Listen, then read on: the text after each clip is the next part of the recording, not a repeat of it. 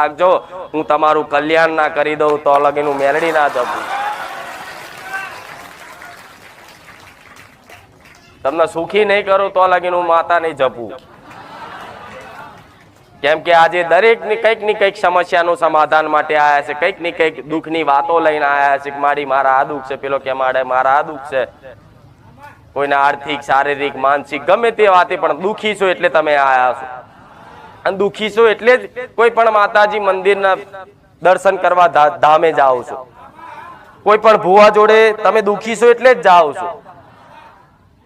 એટલે મારા ધામમાં જે આવે છે એ વાતે તો 100% છે કે દુઃખી છો તો જ આયા છો.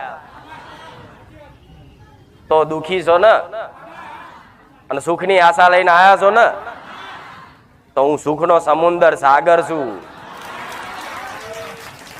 જેટલું સુખ મારી જોડથી લઈ જવાતું હોય ને તમારી ભક્તિ ભાવથી, તમારા વિશ્વાસના સામર્થ્ય મુજબ એટલું સુખ લઈ જજો ગોડા, હું ખાલી નહીં થઉં.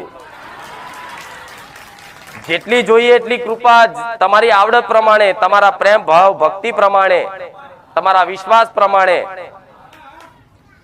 તમારા જેટલી તાકાત હોય ને એટલી મન મેલડી લૂંટી જજો. આવું માતા કહું છું. પણ દરેક ને એક ભરોસો આલું છું. વિશ્વાસ જો એક વખત બંધાઈ ગયો હોય ને, જો તમને એવું લાગી ગયું હોય કે હવે આના સિવાય અમારું કોઈ નહીં, એવું લાગી ગયું હોય ને, તો શરણે જીવન સમર્પિત કરી દેજો.